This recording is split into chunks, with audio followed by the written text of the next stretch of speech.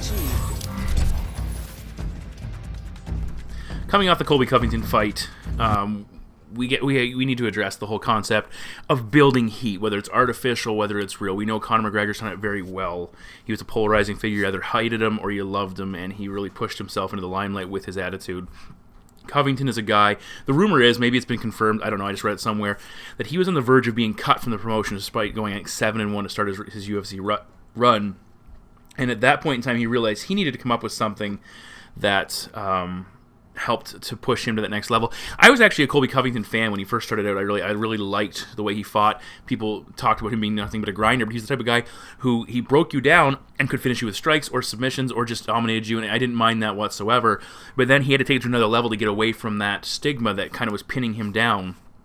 And, of course, people talk about the comments he made about Matt Hughes and just all the things he's gone about doing to try and get himself to the next level. And ultimately, it's worked. He's pretty much in line for a title shot. He had the interim title for a very brief point in time.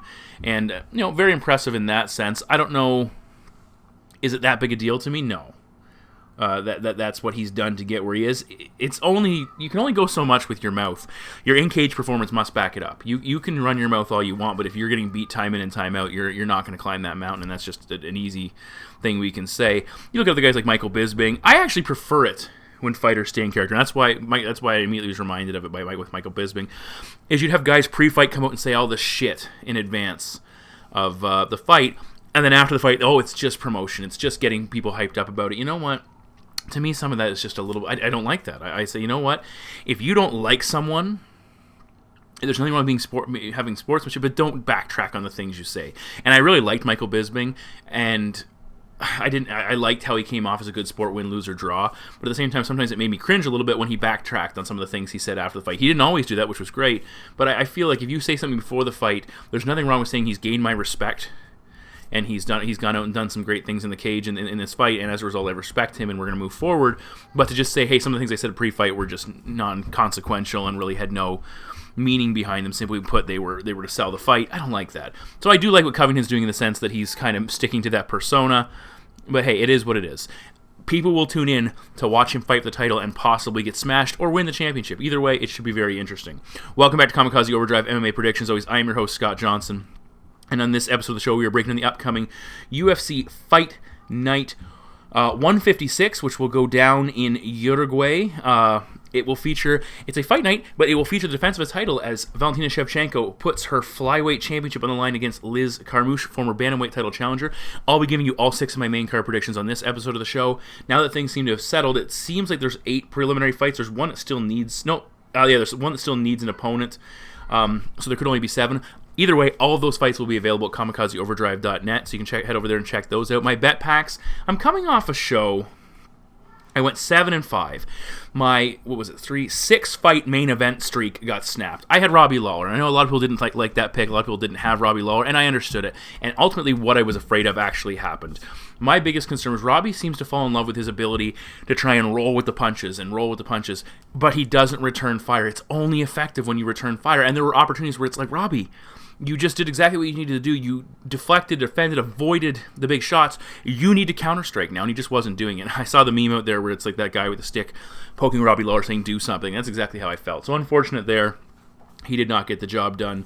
And my bet packs, again, he wasn't one of my top picks. The bet packs came down to one fight. I had Antonina Shevchenko and Hackprast paired together, which was great, and I had Jim Miller and Mara Romero Barella paired together. And Barella, I felt, was on the way to a decision victory when she got stopped in the third round, which really hurt. Other notable picks I had Matt Schnell to get an upset victory. I had Jim Miller by submission, which worked out well. Had the Barella fight come through, we would have been rolling in the cash. Other than that, though, I don't want to call it subpar. I went 7-5. It just wasn't a noteworthy event. We'll see if we can turn it around here. As always, follow me on Twitter at KO_predictions. Don't forget, if you're listening to the video now, subscribe to me on YouTube. Click that subscribe button. Hit the bell so you get notifications and you get an indication of when my next video comes up. I'm a little bit behind with this one. I've been a little bit under the weather, so I'm trying to get back on track.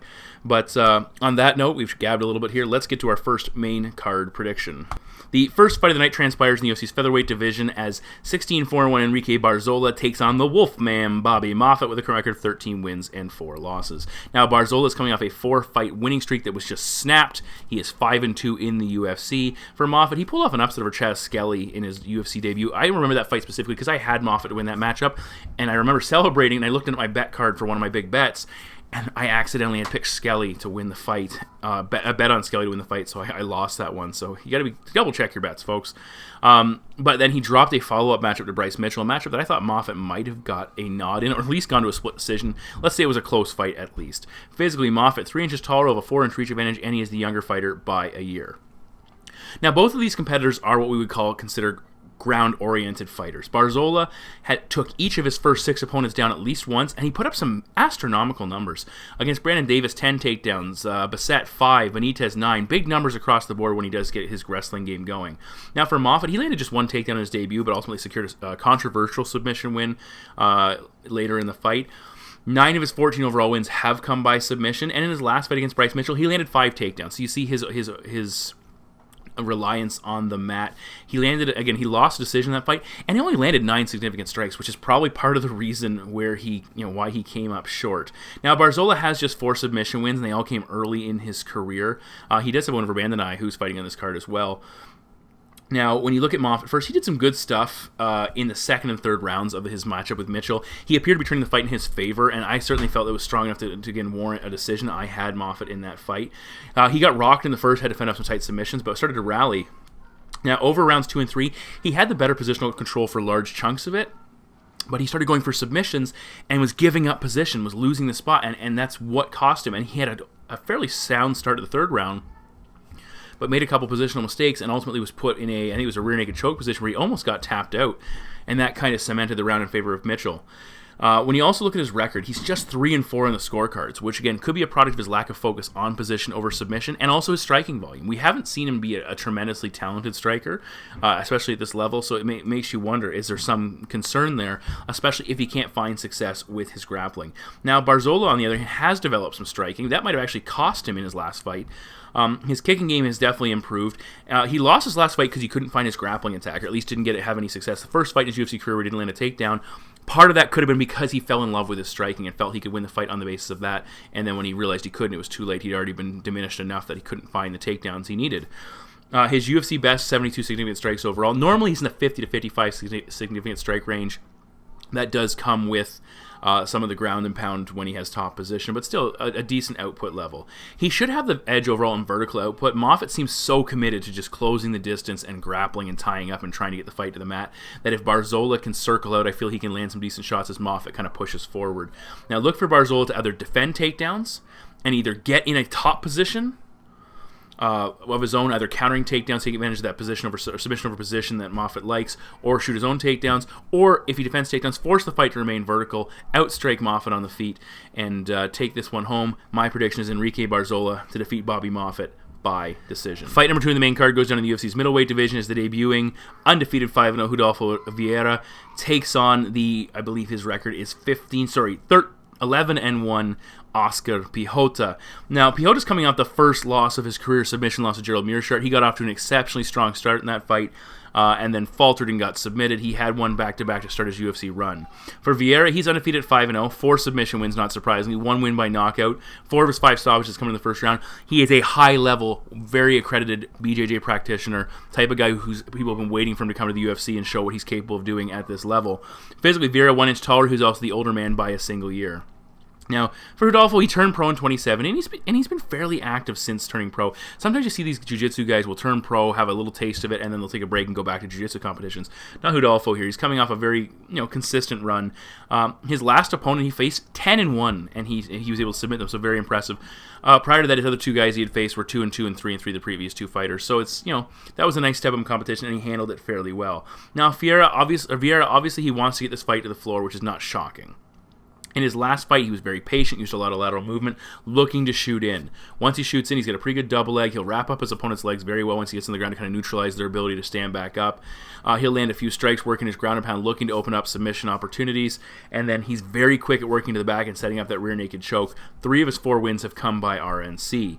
In another recent win, he did get cracked with a couple of shots coming forward, which again is that concern for a guy who wants to shoot in, and when you know he wants to shoot in, you go, okay, hold on a second. What am I looking for? And they can be countered if the striker's on par. He got cracked with a couple strikes. It looked like it stunned him a little bit. But again, he got in on the legs, body lock, tripped to the floor, and it was elementary from there. He's very good at riding with his opponents, giving them enough room to get themselves in trouble before clamping down. Now, yeah, what he does is he lets his opponent have enough room to just turn over and think they're going to get vertical and have enough space. They expose their back. He jumps it and goes to that rear naked choke finish. Now, for Piechota, the guy is not a duck out of water on the ground. The guy is a BJJ black belt and a Robert Drysdale, which is very impressive in its own right. 5 wins by submission. Not in his last 5 fights, though, which kind of seen a step up in competition. He's coming off his first career loss, which was by rear naked choke, so there is that concern there. He started strong, but he's slow, got put on the mat, hurt, and submitted. His key here in this fight, though, is to go against all his, at least early, go against what he naturally does. Keep this fight vertical and use some power. He's shown he can knock guys out. He took out Tim Williams. The guy's a bit chinny, but he still finished him. He wants to stay vertical here. He has some power, and again, he needs to frustrate Vieira into making some bad decisions, and maybe at some point, maybe in the second half of the fight, if the fight goes that long, once Vieira starts to slow down, maybe pull guard, then Piechota can go to work from top position. That certainly should be an option for him, but he wants to keep this fight vertical. There's a couple options, things he could look at here. He might want to be aggressive, but if he's aggressive, that opens himself up to gassing out and getting himself in trouble or getting time and taken down. He might want to be patient and just really frustrate Vieira and put up a good defensive front for the first 5, 6, 7 minutes of the fight and then take the matchup over. But then that opens up the opportunity. Vieira outworks him and then potentially shoots in on it anyway and gets a takedown at some point, and Piechota never gets his offense going. So certainly some concerns there. Vieira, he's only gone to the third round one time. Outside of the first round one time, for that matter. If he can't have success early and in a UFC debut, there is the legit potential that he could gas himself out, start falling apart, and not become that aggressive grappler. It doesn't matter how good you are. If you get exhausted against a fresher fighter, you're in serious trouble. Ultimately, I think what's going to happen here is Vieira's going to shoot early. He's going to put Piechota on his back. He's going to be able to tie up those legs very effectively. I don't like the way Oskar responded to being put on his back in that fight. I know part of it was due to exhaustion, but I think Vieira can just simply outwork him, overwhelm him. I think Piechota's general idea that he needs to go to the mat is too strong. He'll end up getting drawn into a grappling matchup. And my prediction is Rodolfo Vieira to defeat Oskar Piechota by submission. Now, this is a fight that was previously set up to occur. I had already broken down a prediction. I'm not changing anything. Coming to this matchup, we are in the UFC's light heavyweight division. Former title challenger, no-time Volkan Oezdemir, currently ranked 7th in the division, 15-4-0, takes on the 9th-ranked sledgehammer Ilir Latifi with a record of 15 wins, 6 losses, and 1 no contest. Now, Oezdemir has had won 3 in a row to earn a shot at Daniel Cormier. He has now lost 3 in a row, including the Daniel Cormier fight. Never lost to John Jones, the current champion, so certainly still an option. You can string 2 or 3 wins together. We could see Volkan mixed into that pairing with Jones, but right now he's on the outside looking in. For Latifi, he's coming off a decision loss to Corey Anderson, who's on the cusp of a title shot. He had won 2 in a row and 5 of 6. That was a tough loss there. I really liked Anderson in that matchup. And both guys, with the fight being prolonged, have been on a bit of a layoff here. For physically, Volkan, 4 inches taller, with a 2-inch reach advantage, and he is 6 years younger. We all know Latifi's a hulking physical specimen, one of those guys who's a little bit shorter for the division, but can get away with it because he's so physically strong and big. Now, Volkan, he's actually, as far as I'm concerned, I thought he got screwed in the Dominic Reyes fight. I had Reyes, and I thought Oezdemir won that matchup. We could consider it one of Volkan's more of his complete performances. Yes, he did slow down in the latter half of that matchup, which allowed Reyes to take it over, but it was still a good performance for a guy who usually knocks guys out and gets out of there fairly quickly. Now, for Latifi, he's coming off a difficult fight with Anderson where he just couldn't do enough to earn a decision. And that's what I ultimately figured would happen. Latifi would come out strong and then fade in rounds 2 and 3, and we'd see Anderson take it over. Overall, Latifi's 4-3 in decisions, 2-2 in the UFC. 5 of his 7 wins have come by finish, and all in the opening round. So that kind of tells you he's this type of guy. If Latifi, he needs to get you out of there quickly, or he's going to be in some trouble himself. He has dangerous punching power and power submission game. 10 finishes overall, split evenly between submissions and knockouts. But he's not a big volume guy. His UFC best, 44 significant strikes against Tyson Pedro in a decision victory. He landed 30 against Gian Valente with a trio of takedowns in a decision victory. 2 guys who are known to simply gas harder than Latifi and become less active as the fight goes. And that's something, is Oezdemir in that category, or does he have enough cardio to expose Latifi and take advantage of that? Now, Oezdemir is known for fast starts. 12 of 16 wins have come by knockout, 11 of 12 in the first round, including Jimmy Manuwa and Misha Serkinov. He hits very hard. He comes out throwing bombs looking to finish. He is 3-1 in decisions, but he has lost 4 of his last 6 fights to go outside of the first round. So not exactly a great track record early. And while this might suggest to you that this matchup's not going to go very deep, I'm not sure if that's the case, and in fact, if it does, it might turn into a bit of a slog. We'll have to wait and see. Now, when he fought OSP in his debut, which is short notice, he won by split decision, very controversial. I had OSP in that matchup. He certainly slowed down. He then lost to Dominic Reyes in a very controversial split decision, and it's like, does he have the tools to showcase enough of a prolonged performance to earn the judges' respect and a decision victory? I don't know. When he fought Anthony Smith, he landed 77 significant strikes and was way ahead on the scorecards until he got finished. Again, he looked good versus Reyes, but slowed in that matchup. Luckily for him, this is a 3-round fight against a guy who's not going to push him for prolonged periods of time. Does he fit the profile of fighter that Latifi can beat in a decision? I'm not sure. Again, when Latifi fought Pedro, he outlanded him 44-31 with 4 takedowns. When he fought Volante, he outlanded him 30-23 with 3 takedowns. Oezdemir versus Smith, Oezdemir landed 77 significant strikes versus OSP, he landed 82. So big numbers there that suggest that Oezdemir can outwork him. Takedowns have been solid. Takedown defense has been pretty solid for Oezdemir. Only Daniel Cormier has been the one to take him down so far. If he can stay vertical, that takes away a key weapon for Ilir Latifi and his ability to score offensively. From a durability perspective, the edge lies with Volkan as far as I'm concerned. DC stopped him with ground and pound based on his wrestling and his control. Ilir's been stopped 3 times. Bader knocked him out, Blachowicz knocked him out, and Oezdemir has the power to replicate that. I don't like the lack of volume that Ilir offers. I'm a big Latifi fan. I just think this is a bad matchup for him. With no finish, it's hard for him to get the victory here. He will need to rely heavily on his wrestling. And if his wrestling falters or can't hold up over more than a round, that's going to put him in a hole as well. Look for Volkan to touch him up with his boxing, use his reach and height advantage in this matchup as well. Latifi's going to struggle with that single-note striking versus a more capable boxer overall. Volkan's on a 3-fight losing streak, which I really like the way that motivates fighters to get back on track and turn things around. I like jumping on guys in this spot. And my prediction is Volkan and Oezdemir to defeat Ilir Latifi by knockout. Continuing along, we're in the UFC's featherweight division as the debuting Eduardo Garagorri, again I'm probably butchering that, coming with a record of 12-0, takes on the 14-6 Humberto Bandenay, fighting out of Peru. Garagorri fighting out of Uruguay, so definitely will have the home advantage. That's why he's getting a push at this point of the card, which seems a little bit odd to a lot of people. Now, Bandenay's coming off back-to-back losses to Gabriel Benitez and Austin Arnett. His only win was a 25-second knockout in his debut over Martin Bravo, so it doesn't tell us a lot about his ability to win fights outside of just that flash knockout. For Garagorri, he's undefeated 11-0, 9 stoppage victories, 1-0 in 2019 so far. He turned pro in 2015, stayed healthy and stayed active for the most part, so that's very good to see. Physically, both fighters 5'11". Bandenay is the younger man by 5 years. Now, for Garagorri, 4 wins by knockout, 5 submission wins, 2 on the scorecards, 8 first-round finishes, including 5 consecutive first-round finishes. So the guy's throwing heat right now and feeling very good about it. Now, he's coming off a win over an opponent that was 0-1, which is concerning a little bit, but his previous 2 opponents were combined 15-4, so certainly on the regional scene, that's not a bad record at all. For Bandenay, 12 wins by finish, split evenly, 6-6, 3-1 on the scorecard, 7 first-round finishes. Garagorri comes from a kickboxing Muay Thai background. He's got a decent kicking attack, which I really like to see. Again, didn't get to see a lot of material on him. I did the best I possibly could. There's some evidence of a grappling background, or at least some grappling success. He had a nice takedown, back take for a rear naked choke victory in a recent fight. Still some questions remain, though. How does he do fare against guys at this level? Bandenay kind of the lower level of the UFC ranks, but still, how does he fare against guys at this level of competition? For Bandenay, certainly striking skills, very capable there, but he really struggled in that longer, more drawn-out fight against Austin Arnett. Simply got outworked, and the numbers were very, very concerning. Arnett outworked him over 3 full rounds, outlanded him 74-30 when the fight was all said and done. Arnett really took over in the final round. I believe it was a 10-8 round, or at least a very dominant 10-9. I think it was 10-8, though, in that fight. When you look at the stats, it's even more telling how concerning the drop-off for Bandenay was.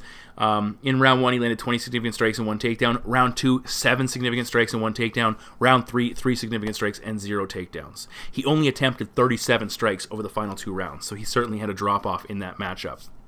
For Bandenay, he did land a couple takedowns, as I mentioned, and that could be a route he looks to go against Garagorri here to try and take his striking out of the equation, but could also cost him a problematic cardio, and doing it in enemy territory could further compromise things, because you just physically don't have those issues, or physically you're already a concern as far as your cardio, fighting some in unfamiliar territory can push you over the edge.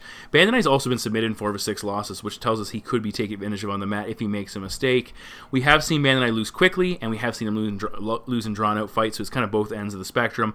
For Garagorri, he is the better striker as far as I can see, and he's in a better spot right now on the streak he's on, fighting at home, knocking guys out. Just generally speaking, he's more confident. Look for Garagorri to put together an early onslaught and either get the finish or tire Bandenay out and get the finish later in the matchup. My prediction is Eduardo Garagorri to defeat Humberto Bandenay by TKO. In our co-main event of the evening, we're in the UFC's welterweight division as the 15th-ranked silent assassin Vicente Luque, 15-6-1, battles the 12-4 platinum Mike Perry in a matchup that has the implications of being all kinds of violence. Now, Luque has won 5 in a row, 9 of his last 10. His only loss coming against top contender Leon Edwards. He went to war with Bryan Barberena in an incredibly violent and fantastic matchup. He submitted Nico Price. He knocked out Bilal Muhammad. All impressive wins, and that shows how deep the welterweight division. He is now ranked 15th. He had to do all that just to get here. For Perry, he's coming off a win over Alex Oliveira. He is just 2-3 over his last 5 fights, with losses Donald Cerrone by armbar, Max Griffin, and top contender Santiago Ponzinibbio. So Perry seems to be developing himself into a gatekeeper, unable to get through the upper echelon, or at least the guys attempting to get into the upper echelon of the division, but still a very tough out nonetheless. Physically, Luque 1 inch taller, 4-inch reach advantage, and they are the same age. Now, Luque is looking to earn a big fight with a win like this. He missed out on facing Neil Magny in his last matchup because of Magny's issues. Perry's already been up the ladder a little bit, and he's trying to avoid a further downturn with a win here. So we'll have to wait and see who wins out in this matchup. I feel if Luque puts on an impressive performance, this guy needs a shot at the top 10 very quickly. He is very, very quickly on the rise. Now, when you compare these guys' numbers, they're both fucking straight-up killers. Perry, 11 of 13 wins by knockout, 4 in the UFC. His last 2 wins have come on the scorecards, which is worth noting. For Luque, 15 of his 16 wins by finishes, 9 by knockout, 6 by submission. In the UFC, 6 knockout victories, 3 submission victories. Damn impressive. Now, when you look at Platinum Mike Perry first, how does he win this matchup? He absolutely has stopping power. But Vicente Luque's never been finished by knockout, so that's worth noting. Perry could change that. He knocked out Jake Ellenberger. He knocked out Davis. He knocked out Lim. He has, knocked out some guys. But when you look at those guys, they have a combined 12 losses by knockout. So they have a little bit of history of guys that can be put down if finished. And then the Roberts matchup, which is probably his most legitimate one of all those, it took a lot for Perry to get him out of there. In fact, Perry hasn't shown the stopping power of being a threat of stopping guys since he started facing better competition. Since that step up, he hasn't stopped anybody in a couple of fights. He doesn't offer the volume either, which is concerning. That has been an issue for Luque. He's usually in that 50 to 65 significant strike range over a drawn-out 15-minute fight. That's not the numbers you're going to trouble Vicente Luque with. Luque, his record is 5-6-1 outside of the first round. Not great, but he's 3-1 his last 4 and certainly improving. Bryan Barberena in that fucking fight landed 169 significant strikes, and Luque still finished him. Perry is nowhere near that number. He's nowhere near that style. He's not looking to finish you with volume. He's looking to finish you with one punch. I don't know if that's going to work here against a guy like Vicente Luque. Luque, as a striker, has more weapons. He's a more diversified striker, working in kicks, knees, elbows, slick punching combinations. He's got a lot going on for him. Perry struggled with Santiago's striking arsenal, especially with the kicks. When Max Griffin opted to remain technical and stay on the outside a little bit and pick away at him, he struggled there as well. Those are things that he's going to have to overcome here when he fights a guy like Vicente Luque. But Luque is going to be more willing to step forward, engage, and take his best shot. The leg kicks, though, seem to be a major issue. As I said, Perry gets a little bit vulnerable when they'll start landing. I think Luque can offer some issues there for him. There's also that concern of the submission game that Luque offers. Perry has gone to his wrestling at times to try and change the complexion of a fight, and done so with success when he opts to do it. We did see Donald Cerrone tap him very quickly, and Luque, who's a very capable big grappler, could have something similar if they hit the ground. Perry was taken down 3 times by Ponzinibbio, so if Luque opts to go offensive with his wrestling, that option could certainly be there, especially as Platinum starts to slow down in this matchup. Perry's last 2 wins came over opponents that are actual natural lightweights in Paul Felder and Alex Oliveira. Guys that his power carried better against, just his physicality was more effective against. He's not going to have that edge here. Perry tends to get backed up, tends to get frustrated, starts to struggle when damage starts to pile up on him. We've seen him get hurt in fights before and just seem discouraged and dismissive of his willingness to really re-engage. Luque lights him up on the feet with that better striking arsenal. Look for those punching combinations and those kicks to play a big role, eventually putting him down. My prediction is Vicente Luque to defeat Mike Perry by knockout. We move now to the main event of the evening, where we have a very rare title fight on a Fight Night event as women's flyweight champion Valentina Bullet Shevchenko, 16-3-0, puts her title on the line in a rematch against the number 3 ranked Guerrilla Liz Carmouche, former bantamweight title challenger, coming with a record of 13 wins and 6 losses. Now, Shevchenko is coming off her first successful title defense, a brutal knockout over Jessica Ai.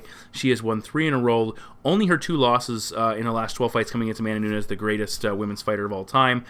And that dates all the way back to her first encounter with Liz Carmouche in a fight which she lost. We'll talk about that more momentarily. For Carmouche, she has won back-to-back fights over Jennifer Maia and Lucy Pudilova. At 135 pounds, she had wins over Caitlin Chukagian and Lauren Murphy, 2 girls who are both in the hunt at 125 pounds. Her only loss in the stretch, a split decision loss to veteran Alexis Davis in her 125-pound debut. So a pretty good run, and with a win over Shevchenko, that probably warrants a shot at the title. Both girls formerly fought 135 pounds. Both earned title shots, so it tells you the fact they were undersized, that they are talented. Carmouche is 1 inch taller, though the same reach, and Shevchenko is the younger fighter by 4 years. Now for Shevchenko, the champion, it's just a 2-month turnaround since the Jessica Ai fight. Pretty abrupt fight, ending finish over Ai. Does that turnaround play a role? She's fresh, she's loose. I think that's probably a positive thing for her. Now this is a rematch from a 2010 fight that happened under some pretty sketchy conditions under the C3 Fights promotion.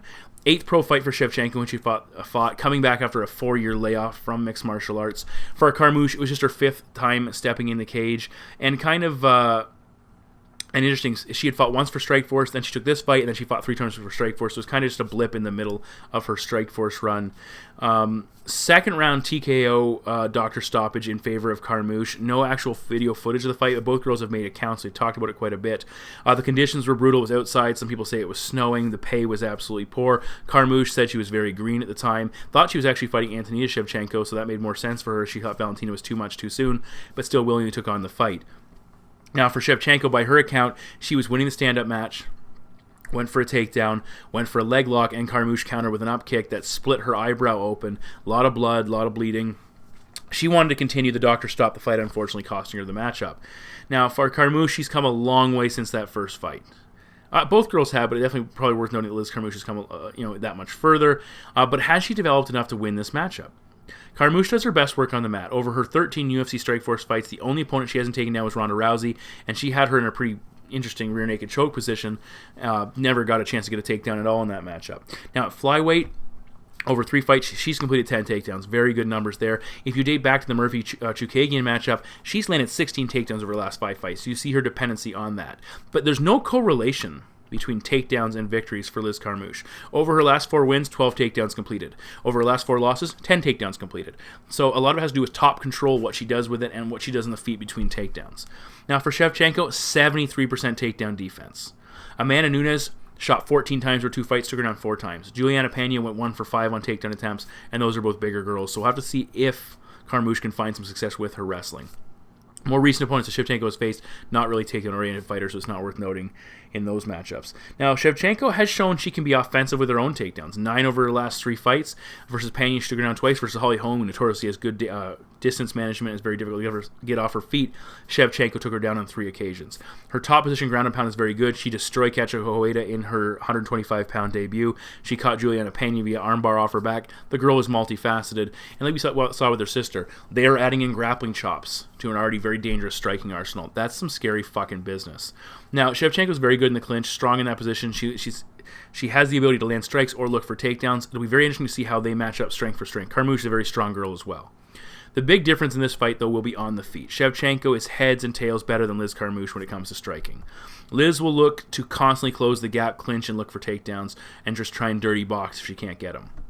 The head kick versus Ai was very impressive for Shevchenko, but it's her first Shevchenko, but it was her first knockout since 2014. For Val, she has good volume. 89 versus Jędrzejczyk, 72 versus Nunes, 87 versus Holly Holm, where Carmouche is usually in that 40 to 55 range, and that is with ground and pound included. So if she can't get takedowns, those numbers are going to be that much more exasperated here. If Carmouche can find success with takedowns, that'll be her chance to score some early points and possibly slow Val down in the later half, both being tired and for the fear of the takedown. But that's a big if. Carmouche, I think she's just too limited in this matchup. She's not capable of winning without takedowns, and in fact, her ability to close distance will be inhibited by the fact that she can't match the striking of Shevchenko, can't match the movement or the distance management. Shev, I think she's going to overpower her in the clinch, defend those takedowns, land more strikes. Carmouche is fucking tough, though, and I think Carmouche will be hesitant on the feet at times. Shevchenko will simply pick her apart, while a finish is certainly not out of the question, and I do believe we saw Carmouche in trouble in, I can't remember which fight it was. Was it Chukakian or Murphy fight later in that matchup? I think Shevchenko just picks her apart. I'm going to fade the finish, considering what Shevchenko just did, and my prediction is Valentina Shevchenko to defeat Liz Carmouche by decision. So those are my 6 main card predictions for UFC Fight Night 156. All of my preliminary picks will be available at kamikazeoverdrive.net as per usual. Check them out, please, and thank you. You can follow me on Twitter at KO_predictions. Do not forget to subscribe. Mash that subscribe button, hit the bell as well to get some updates when I post videos. Again, the beat rolls on. We just are not looking. We don't have a stoppage. I think we have maybe one coming up in the not too distant future. If you go to my website, you can see the big calendar. I try and keep it as updated as possible. Calendar across the top to see when and where we are headed next. I believe up next we have Stipe versus Daniel Cormier for the heavyweight title, which looks like a fairly good event. But all things considered, we're going to keep rolling. Yeah, we have Cormier versus Miocic, and then we get a little bit of a break before we head to China. So on that note, thanks for tuning in, guys, and I will talk to you very soon.